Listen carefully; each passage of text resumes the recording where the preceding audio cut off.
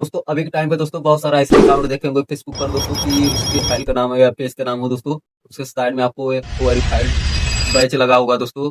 वो उसे बोलते हैं मेटा वेरीफाइड बैच, यानी दोस्तों आप इसे कैसे वेरीफाइड कर सकते हैं दोस्तों। तो मैंने इसे एक ऑफर आया था दोस्तों 45 रुपीज़ का, तो मैंने भी इसे ले लिया दोस्तों वेरीफाइड बैच। अभी आप स्क्रीन पर देख सकते हैं दोस्तों। तो मैंने इसको 45 रुपये में लिया था दोस्तों, तो आप भी ले सकते हैं दोस्तों।